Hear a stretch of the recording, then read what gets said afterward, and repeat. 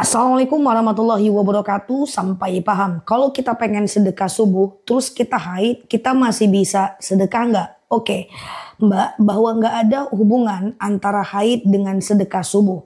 Bahwa sedekah subuh adalah sedekah yang dikeluarkan dari azan subuh sampai habis waktu subuh. Nah, cara mengeluarkannya, Mbak tidak harus ke masjid loh. Jadi bisa cara pertama, yaitu datang ke masjid dan masukkan ke kotak amal masjid. Nanti di masjid itu akan dikumpulin oleh pengurusnya dan dikasih ke waktu-waktu tertentu.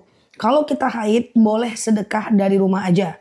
Jadi sediakan celengan di rumah, teman-teman boleh masukkan ke dalam itu. Ya, bahkan dalam keadaan haid kan bisa aja ya. Masukkan misalnya 5.000 tiap hari.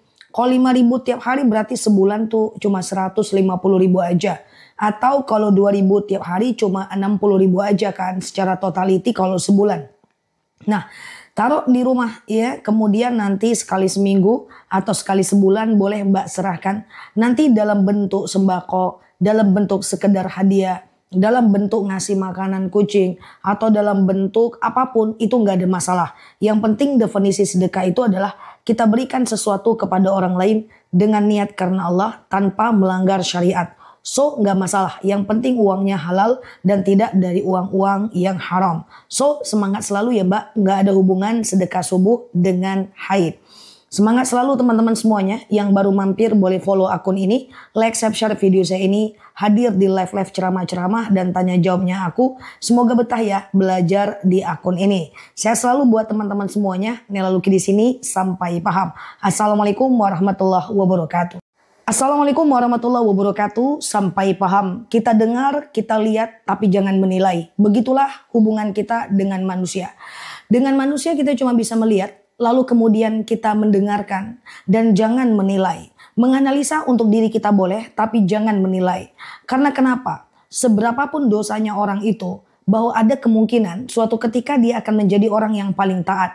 Seberapapun imannya orang itu, ada kemungkinan suatu ketika dia akan menjadi orang yang paling maksiat. Allah Subhanahu wa taala adalah hakim yang paling adil, bahwa innallaha ahkamul hakimin. Allah lah hakim yang paling adil. Jangan biasakan diri untuk menilai orang lain, hanya sekedar kita dengar, kita lihat, tapi jangan menilai. Mengambil pelajaran boleh, tapi bukan untuk menghakimi. Ingat, belajar dari baginda Nabi. Suatu ketika orang Taif, ketika Rasulullah hijrah ke Taif, itu orang-orang Taif jahat banget. Bahkan ada yang melempari Nabi pakai batu. Apa kata Nabi? Ya Allah, maafkan mereka. Berikan bumi ini bumi yang aman dari segala macam buah-buahan. Andaikan mereka ngerti apa yang aku sampaikan, mereka tidak akan mungkin berlaku jahat. Karena mereka nggak ngerti, makanya mereka berlaku jahat. Rasulullah adalah utusan Allah, tidak menghakimi, hanya mendoakan tanpa menilai dan menasihati. Suatu ketika ada orang Arab Badui kencing di masjid. Umar pengen membunuh orang itu. Ya Rasulullah, aku akan bunuh itu orang. Apa kata Rasulullah? Jangan Umar, itu orang, dia belum paham.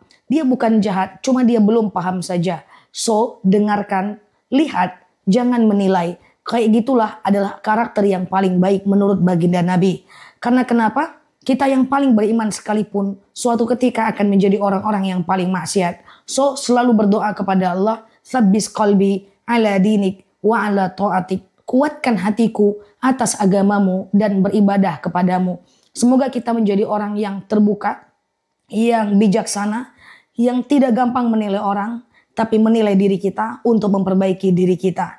Karena siapa yang masih sibuk dengan salah orang lain, dah pasti dia akan lupa dengan kesalahan dirinya. Semoga bermanfaat Nyoki di sini. Semoga betah belajar di akun ini, follow kanal ini, dan hadir di live ceramah dan tanya jawabnya aku ya. Saya selalu di sana dan sampai paham. Assalamualaikum warahmatullahi wabarakatuh.